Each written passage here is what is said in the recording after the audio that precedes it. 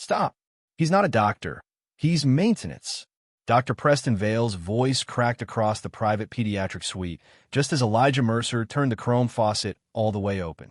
Cold water hammered into the stainless steel sink, splashing over Eli's worn work jacket, his scarred hands, and the tiny green pajamas of Noah Whitaker, the 4-year-old son of one of the richest women in America. Behind him, white coats froze beside screaming monitors. A man in a Navy suit grabbed for security. Caroline Whitaker stood on the polished floor with one hand pressed to her mouth, her diamond bracelet trembling against her wrist, staring at the black single father holding her only child like he had crossed a line no poor man was supposed to cross. If Noah died in Eli's arms, Eli would not just lose his hospital contract. He could lose his freedom, his dignity, and the custody hearing for his daughter Maya waiting 3 days away. Then the water touched Noah's wrist, and the small blue whale sticker there darkened from pale blue to a bruised purple. Eli saw it. No one else did. "Get him away from my son," Caroline whispered, but her voice broke before the last word. Eli did not turn around. He lowered Noah's neck closer to the running water and said, quiet enough that it sounded almost like a prayer, "He's not fading. He's burning." If you were standing in that room, would you stop him, or would you let him risk everything for one more breath? Stay with this story, and subscribe if you believe the quietest person in the room can sometimes see what everyone powerful missed. 3 minutes before that faucet turned on, the doctors had already stepped back. The private wing of Whitaker Children's Center looked nothing like the hospitals Eli knew growing up. The walls were soft beige, the lamps were warm, and the chairs were leather instead of plastic. Even the air smelled expensive, like fresh flowers trying to cover antiseptic. Noah lay in the center of it all, too small for the bed, wrapped in a heated blanket while machines drew green lines above him. Dr. Vale called it a complex reaction. Another specialist called it a neurological event. A nurse whispered that his temperature reading was strangely low. Eli stood outside the glass with a toolbox in one hand and a work order in the other, summoned only because the VIP suite's water system had been acting unusual. He had no badge that mattered in that room, no title anyone respected, just a cracked phone buzzing in his pocket with a message from Maya's school. Custody conference reminder. Parent attendance required. He should have stayed in the service hall. That would have been safe. But Noah's small hand slipped from beneath the blanket, and Eli saw 3 things that did not belong together: dry skin, flushed cheeks, and the blue whale sticker on the boy's wrist turning darker by the second. Inside Eli's toolbox was another sticker just like it, the one Maya had once pressed into his palm after a night no father should have to remember. His face changed, not with panic but with recognition. Dr. Vale ordered another warming cycle. Caroline nodded because she trusted the room she had paid to build. Eli looked at the blanket, then at the sink, then at the child, and before anyone understood what he had chosen, the maintenance man stepped past the glass, because before the billionaire's son ever touched that water, Eli Mercer had already watched one child go silent, while every machine in the room said she was fine. Long before Dr. Vale would spit the word maintenance like it meant criminal, Eli Mercer had already learned how quietly a man could disappear inside a building he kept alive. At 5:12 that morning, he stood in the kitchen of a second-floor apartment with one working burner, one shoelace tied with black tape, and a blue whale sticker pressed to the corner of his toolbox. Maya had put it there while he packed her lunch, smoothing it down with the careful seriousness of a 7-year-old who understood too much. "For emergencies," she said, sliding his cracked phone beside the peanut butter sandwich he had made for her instead of himself. Eli smiled, but only after turning away, because the rent notice was folded under the sugar jar and the custody conference reminder sat beside the sink like a second bill. He had 3 days to prove stability. Stable job, stable home, stable schedule. Words that looked clean on court paper and heavy in a kitchen where the faucet coughed before it ran clear. Maya watched him test the water with the back of his fingers, not the tips. He always did that. Coffee, bathwater, radiator pipes, soup from the stove. Feel first.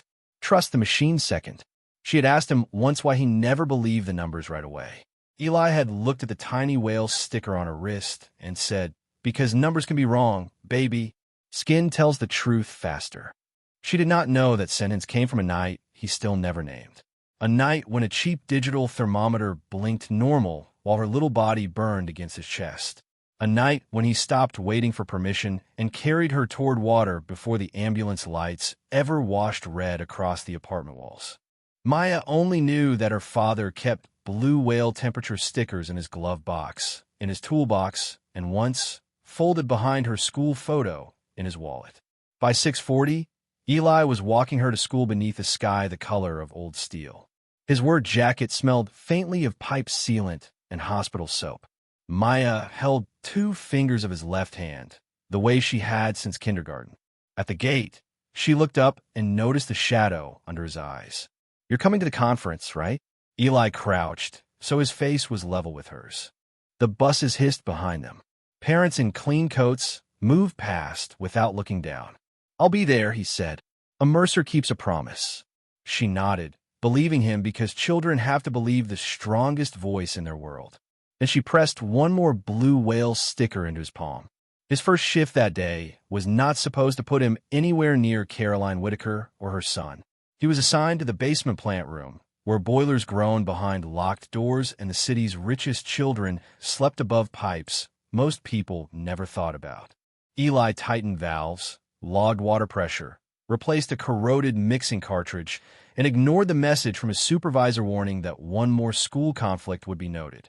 At 2:17, his radio crackled. VIP Pediatrique Suite. Water temperature irregular. Donor family present. Immediate response required. Eli looked at the clock, then at Maya's sticker in his palm, then at the elevator reserved for people whose names were carved into hospital wings.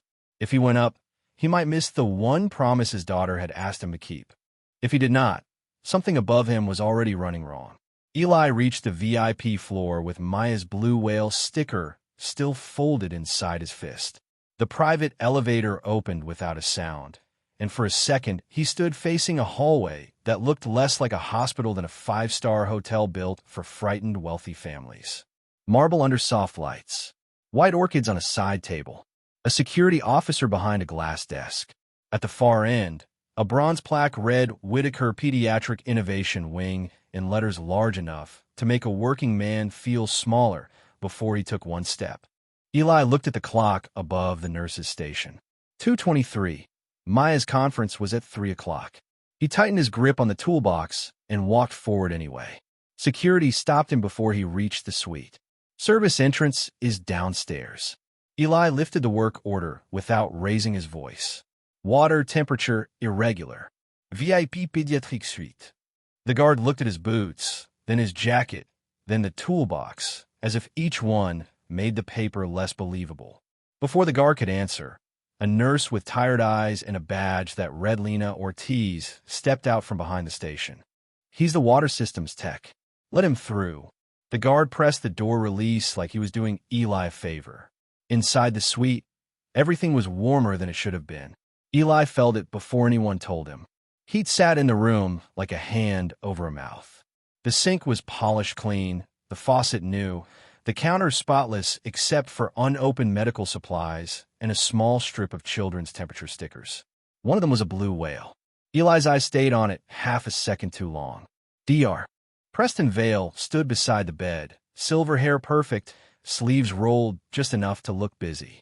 Caroline Whitaker stood near the window in a cream suit, controlled so tightly that only her fingers gave her away, twisting the edge of her son's blanket. Noah sat propped against pillows, small and flushed, a stuffed elephant tucked beneath his arm. He looked at Eli's toolbox before any adult looked at Eli's face. "Mom," Noah whispered, "he has a whale." Caroline followed her son's gaze to the faded sticker on Eli's toolbox, then to Eli himself. Her expression cooled. Not cruel. Worse than that. Careful. The look of a woman deciding where someone belonged. "We requested engineering," she said. Dr. Vale did not look up from the monitor. "This is engineering, Mrs. Whitaker." "Maintenance handles plumbing." The word landed quietly, but every person in the room heard the floor it tried to put beneath Eli. Eli set the toolbox down near the sink. Which faucet was running wrong? It spiked warm, then cold, then warm again, Lena said before Vale could dismiss her. Only for a few seconds. Dr. Vale exhaled. The child is stable. Please fix the sink and stay out of the clinical area. Eli nodded once. He did not argue. He knelt by the cabinet, opened his tools, and listened. Not to the doctor, to the pipes, to the machine, to the small dry cough that left Noah's throat without moisture in it. The boy rubbed the back of his neck, pushed at the heated blanket, and whispered something almost no one heard. Eli heard it, because fathers hear small voices in loud rooms. Huh. Caroline stepped closer to the bed, but Dr. Vale gently pulled the blanket back into place. Chills can feel like heat, Noah. Let the medicine work. Eli's hand stopped on the wrench. On Noah's wrist, the blue whale sticker had begun to darken at the edge. The blue whale sticker on Noah's wrist darkened only at the edge, a thin purple crescent spreading through the cartoon smile. Eli did not move at first. He kept one hand on the wrench beneath the sink, the other resting on the cabinet door, and let his eyes travel from the sticker to Noah's dry lips, then to the heated blanket tucked too tightly beneath the boy's arms. The monitor above the bed showed numbers calm enough to comfort wealthy people. Eli had learned the hard way that calm numbers could still lie. A gray sensor cable ran from the bed monitor and disappeared beneath the warming pad, pulled tight under the blanket where no one seemed to be looking. Eli saw it. He held a thought. That sticker, he said quietly. Dr. Vale glanced down without bending. It is a pediatric comfort patch. Focus on the plumbing. It's a temperature strip, Lena corrected softly before she could stop herself. Caroline turned. Not toward Eli yet. Toward the nurse. What does purple mean? The room changed around that question. Only a little. A pause in the machines. A hesitation in the air. Lena looked at Dr. Vale, and that glance told Eli more than her answer would have. It can darken with heat, she said. But the monitor says he's cool, Vale snapped. Which is why we are warming him. Noah whimpered and pushed weakly at the blanket. His fingers were too small to move anything heavy, but Eli saw the effort. Fathers noticed the helpless math of a child trying to escape something adults kept putting back. Can you touch the back of his neck? Eli asked. He did not step closer. He did not raise his voice. Not the screen. Him. Dr. Vale straightened. You do not direct clinical assessment in my suite. Caroline's eyes shifted to Eli then, sharp and offended, but under it was something smaller. Fear with no place to stand. Why would you ask that? Eli looked at Noah, not at her bracelet, not at the plaque on the wall, not at the guard by the door. Because he's saying hot, and everyone keeps answering the machine. The sentence landed too plainly to sound dramatic. That made it worse. Caroline looked down at her son. Noah's cheeks were flushed, but there was no sweat on his temple. His hairline was dry. His little hand, the one wearing the whale sticker, trembled once and went still again. Lena stepped forward before Vale could stop her. She placed 2 fingers gently behind Noah's ear. Her face tightened. Just a flicker, but Caroline saw it. Eli saw Caroline see it. Then Lena's eyes dropped toward the sensor lead under the blanket. But Dr. Vale moved before she could follow it. Localized warmth, he said, pulling the blanket edge higher. The child is dysregulated. He needs controlled warming, not panic from a plumber. Eli closed his toolbox slowly. Metal clicked against metal, small and final. Then checked the strip with another thermometer. For the first time, Caroline did not dismiss him immediately. Her fingers loosened from the blanket. Do it, she said. Lena reached for a handheld thermometer. The guard stepped back. The room held its breath. And while every eye followed Lena's hand, Dr. Vale peeled the darkening blue whale sticker from Noah's wrist and folded it into his palm. For one suspended second, it looked as if the room might choose the child over the machine. Caroline's order still hung in the air. Do it. And Lena Ortiz lifted the handheld thermometer toward Noah's neck with both hands steady, the way nurses learn to steady themselves when doctors and wealthy mothers are watching. Eli stayed by the sink, not crossing into the clinical space, not giving anyone another reason to call him dangerous. The chrome faucet behind him gave one soft drip into the basin. Noah's eyes fluttered. His breathing eased just enough for Caroline to inhale again. A false peace moved through the suite, thin and breakable. "See," Dr. Vale said, the folded blue whale sticker hidden inside his palm. "The warming protocol is working." Then Lena's thermometer beeped. She looked down, and the color left her face by one careful shade. "It's higher than the bed monitor," she said. Caroline turned. "How much higher?" Vale stepped between them with a calm, so polished it felt less like medicine than control. "Handheld readings fluctuate, especially after unnecessary disruption." But Noah made a sound then, small and wrong, and his hand fell away from the blanket. The monitor screamed. One nurse reached for medication. Another froze beside the bed. Vale gave an order, then another, but the room did not move with confidence anymore. The white coats that had filled the suite with certainty began looking at one another, waiting for the next answer to come from someone else. Caroline saw it. The most expensive room in the hospital had gone quiet around her son. Eli looked at Noah's dry hairline, at the blanket trapping heat around a body too small to argue, then at the sink. The safe thing was to stay still. Maya's school was already calling his cracked phone. The custody office had left a message. His supervisor had warned him that one more problem on the VIP floor would cost him a shift. But Noah pushed once at the blanket, weaker than before, and Eli moved. Not wildly, not like a man stealing control, like a father crossing a burning floor because a child was still on the other side. "Don't lift him," Vale snapped. Eli slid one arm behind Noah's shoulders and the other beneath his knees. Caroline gasped. Security lunged. Eli did not run. He turned 2 steps to the sink, opened the cold water, and lowered Noah's wrist and the back of his neck toward the stream. "Stop," Vale shouted. "He's not a doctor. He's maintenance." The words hit the glass, the marble, the cameras, everyone. Caroline stood frozen, watching a black single father in a worn work jacket hold her billionaire son under running water while every powerful person in the room decided whether he was saving the boy or destroying his own life. Then Noah coughed. A rough, tiny sound. Water slipped from his chin. His fingers curled once against Eli's sleeve. Eli bowed his head close and whispered, "Come on, little man. Stay with us." The moment lasted less than 10 seconds before the guards pulled Eli back. Vale caught the wet edge of Noah's blanket and pointed at Eli like the accusation had finally found its shape. He removed a child from treatment and exposed him to water without authorization. Eli let go as soon as Lena took Noah safely, because the child mattered more than being seen winning. Caroline reached for her son, shaking too hard to speak. Lena glanced at the folded sticker still hidden in Vale's fist, then at the water dripping from Eli's sleeve. Her mouth opened, but Vale cut across her. "Document the interference." Eli's phone buzzed again. Maya's school. Under it, the custody office. Before he could answer, the door opened, and a woman in a charcoal suit stepped in with a hospital legal badge clipped to her lapel.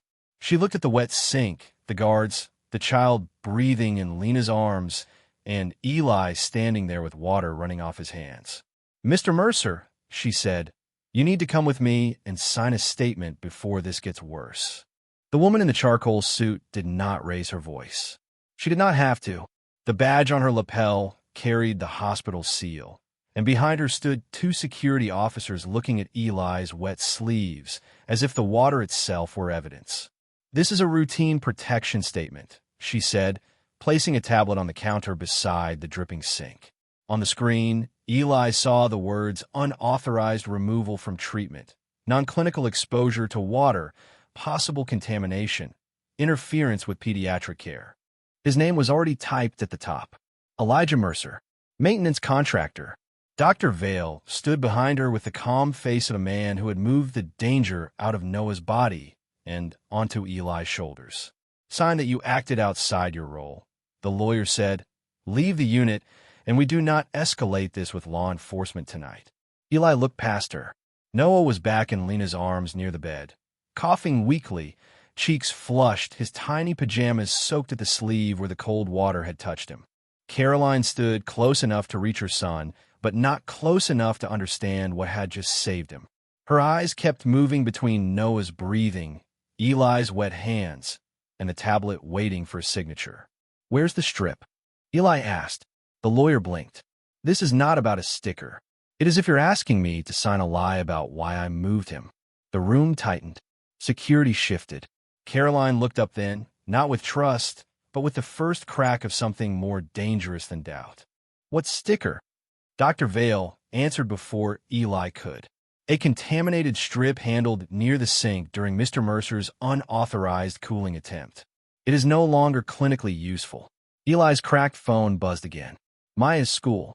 Then a text from his supervisor followed, so quickly it felt like a door closing. "Leave VIP immediately or do not return tomorrow."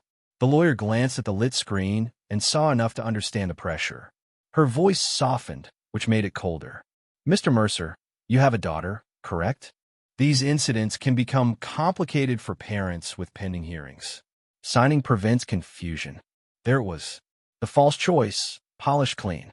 Say he had panicked and protect Maya, or speak the truth and let a room full of power decide what kind of father he was. Eli's thumb hovered over Maya's unanswered call. For 1 second, his whole face changed. Not fear, pain. The kind of father wears when doing the right thing means breaking a promise to the child who still believes him. Caroline noticed. Her hand stilled on Noah's back. "Why is his daughter relevant?" she asked quietly. The lawyer did not look at her. "We are protecting the hospital." Eli finally looked at Caroline. "Then protect the child." No speech. No anger. Just 4 words placed in the middle of the room like something heavy. He took the tablet, read the statement once, and set it back and signed. "I'll write what I saw. I won't sign what he needs me to say." Dr. Vale's smile disappeared. From Lena's arms, Noah gave a weak, broken whisper. "Whale." Everyone turned. His tiny hand lifted, searching his bare wrist where the sticker had been. Lena's eyes moved to Dr. Vale's closed pocket. Caroline saw the look, and for the first time, she stepped away from the bed and said, "Open your hand, doctor." For half a breath, Dr. Vale looked like a man who had forgotten how many people were watching him. Caroline's command stayed between them, clean and cold. "Open your hand, doctor." He gave a small laugh, the kind important men use when they need a demand to sound ridiculous, then drew his hand from the edge of his coat pocket and unfolded his fingers. The blue whale sticker was there, creased against his palm, its cartoon smile bent through a bruised purple stain. Lena sucked in a breath. Caroline stared at the tiny strip as if it had become heavier than every machine around her son. For 1 fragile second, the room seemed to tilt toward Eli. The lawyer's tablet lowered. The guard stopped reaching for his wet sleeves. Noah whispered again from Lena's arms, weaker this time. "Whale." Eli did not smile. He only looked at Caroline and said, "Put it back where you found it, and check him again." That should have been enough to slow everyone down. It almost was. Then Dr. Vale closed his hand around the sticker and turned the room against Eli with 1 smooth sentence. "Ask yourself why a maintenance contractor walked into this suite carrying the exact same strips before he ever put your son under that sink." Security opened Eli's toolbox before Eli could move. There, beside pipe tape and a pressure gauge, lay Maya's spare blue whale sticker, the one she had pressed into his palm that morning. The lawyer picked it up with 2 fingers. "So this was yours." Caroline's face changed. Not all the way back to suspicion, but enough for fear to find the old path. Eli felt the floor drop under him. The one thing that had helped him see Noah was now being made to look like a prop, like a trick, like a poor man had brought his own evidence into a rich child's room, then staged a rescue at a sink. His phone buzzed again. This time a screen showed 3 words from his supervisor. "You are done." Beneath it, the custody office number flashed and vanished. Maya would be waiting in a schoolroom with her backpack on her knees, believing a Mercer kept a promise. Eli swallowed once. That was all the pain he allowed the room to see. "That one belongs to my daughter," he said. "She's alive because I learned not to wait for a screen to give me permission." Dr. Vale pointed toward the door. "Remove him." The first guard touched Eli's arm. Eli did not pull away. He reached into the toolbox slowly, took out the small pressure log clipped beneath the lid, and placed it on the counter near Lena instead of Caroline. A choice, not a plea. The faucet spiked warm on this line twice today, he said quietly. And if his strip turned purple while that bed says he's cold, one of those systems is lying. Vale snapped for Lena to return Noah to the monitor. She laid the boy down carefully, but her eyes stayed on the log. The guard tightened his grip. Caroline looked from the wet sink to the crushed sticker, then to Noah's chest rising under the edge of the warming pad. She wanted to move. She did not move fast enough. As they led Eli toward the door, Noah's monitor gave a sharp, broken alarm. Lena looked down at the pressure log, then at the sensor cable disappearing beneath the blanket, and her face went white. "Mrs. Whitaker," she whispered, "the reading isn't coming from his skin. The reading isn't coming from his skin." Lena's whisper did what Eli's voice had not been allowed to do. It stopped the room. Even a guard holding Eli by the arm looked back. Caroline moved first, not toward Eli, not toward Dr. Vale, but toward the bed where Noah lay too flushed, too dry, too small beneath the edge of the warming pad. "Show me," she said. Dr. Vale stepped in front of her. "Mrs. Whitaker, this is not the time for confusion." Eli's voice came from the doorway, low and steady. "Then check the child, not the title." No one laughed. Lena pulled the blanket back with both hands, and the truth appeared in something so small it almost looked harmless. The sensor cable feeding the monitor its clean, reassuring number was not attached to Noah's skin at all.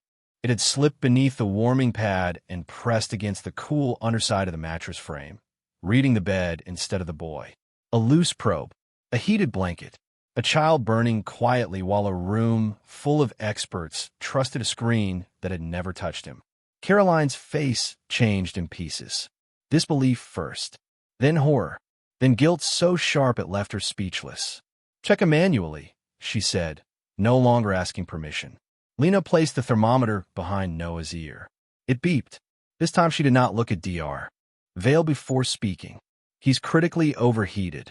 Dr. Vale reached for the blanket again, but Caroline caught his wrist. "Not hard. Enough." Eli nodded toward the pressure log on the counter, water still dripping from his sleeve onto the floor. The VIP mixing valve spiked warm twice today. The suite was already hot. The blanket kept running because the probe lied. And when the strip turned purple, he needed seconds, not another warming cycle. Dr. Vale snapped. "He is not qualified to interpret clinical data." Eli looked at the crushed blue whale sticker in the doctor's hand. "I didn't interpret your data. I noticed your patient." That sentence made the room go silent in a way no alarm had. Caroline turned slowly toward Vale. "You removed the strip. It was contaminated. You removed the warning." The lawyer in charcoal said Caroline's name, soft and cautioning, but Caroline lifted one hand, and the legal machine stopped talking. "Pull the camera," she said. "Now." On the wall monitor, security footage appeared. Noah pushing at the blanket, the whale darkening at his wrist, Vale peeling it away, then Eli crossing the suite when the alarms broke open and the doctors hesitated. Everyone watched the moment they had accused him for. Eli lifting Noah carefully, the cold water striking the boy's wrist and neck. Caroline frozen. Vale shouting, "He's not a doctor. He's maintenance." Noah coughing once against Eli's sleeve. The accusation turned inside out before the people who had believed it. Eli had not brought danger to Noah. He had walked into danger and bought the child enough time for the truth to catch up. Lena and another nurse moved fast then, removing the warming pad, starting the cooling protocol under medical supervision, clearing the air around Noah instead of trapping him inside it. Noah coughed again, rough but stronger, and Caroline bent over him with both hands shaking. Dr. Vale stood with the blue whale sticker in his palm, no longer a doctor holding evidence, but a man caught holding back the truth. Caroline looked across the suite at Eli, still between two guards, his cracked phone glowing with Maya's missed calls. "Let him go," she said. The guard released his arm. Eli did not rub the place where he had been held. He only looked at Noah, then at the sink, then at the small purple whale in Vale's hand. And Caroline, seeing all three at once, finally understood that saving her son was only the first truth this room still owed. By the time Noah's breathing settled into a soft, uneven rhythm, The suite that had been so certain of itself looked smaller. The warming pad lay unplugged in a clear bin. The blue whale sticker rested inside an evidence sleeve on the counter, no longer a childish comfort strip, but the smallest witness in the room. Water still clung to the edge of the stainless steel sink where Eli Mercer had held a billionaire son, while every powerful person around him decided whether he was a danger or the only reason the boy was still breathing. Eli stood beside it with his toolbox in one hand and his cracked phone in the other, listening to Maya's voicemail for the third time. Her voice was low, trying to be brave. "Daddy, they said you're not coming yet, but I told them a Mercer keeps a promise." He closed his eyes for 1 second. That was the only place the room saw him break. Caroline Whitaker watched him from beside Noah's bed. She had spent years controlling boardrooms, lawsuits, donors, headlines, men who underestimated her, and women who wanted her to fail. But she did not know how to speak to a father whose daughter was waiting because he had saved her son. So she did not start with gratitude. She started with responsibility. "Your contract will not be terminated," she said, her voice still unsteady but clear. "The statement they try to make you sign is void. The incident report will be corrected. Nurse Ortiz will be protected. The camera footage will stay in the review file. And every sensor and warming protocol in this wing will be checked before another child sleeps under one of those pads." Eli looked at her then. Not grateful, not bitter, just tired. "Make sure it happens when nobody's watching," he said. Caroline nodded because she understood the rebuke. Quiet justice meant nothing if it only appeared for cameras. Dr. Vale was removed from his suite before sunset. Not dragged, not humiliated for spectacle. Just walked past the same security desk where Eli had been stopped, carrying nothing now but his silence. The next afternoon, Caroline came to Maya's school herself, not with reporters, not with a limousine waiting at the curb, but through the front office with a signed letter correcting the hospital record and confirming Eli's absence had been caused by an emergency involving her son. Maya sat beside Eli at the small conference table, her braids tied with blue beads, her hands folded around the last whale sticker in her pocket. Then Caroline placed a drawing on the table. It was from Noah, a small boy beside a silver sink, blue water falling over his wrist, a man in a brown jacket holding him carefully, a purple whale in the corner. Under it, in shaky letters, someone had helped him write, "Thank you for seeing me." Maya touched the paper with one finger. "Is that you, Daddy?" Eli looked at the water in the drawing, at the sink that had almost cost him everything, and at the daughter who had believed him before the world had to. "No, baby," he said softly. "That's what happens when somebody finally looks close enough." Weeks later, a copy of Noah's drawing hung on Eli's refrigerator beside the rent notice, Maya's school calendar, and a new blue whale sticker pressed neatly in the corner. The faucet in their kitchen still coughed before it ran clear. Eli still tested the water with the back of his fingers. But now, every time Maya watched him do it, she smiled like she understood something grown-ups had almost missed. If you were in that hospital room, would you have trusted the man with no title or the machine everyone else believed? And have you ever been judged before anyone looked close enough to see the truth? Leave where you're watching from in the comments, and subscribe for more stories about quiet people who do the right thing, even when the whole room tells them they don't belong.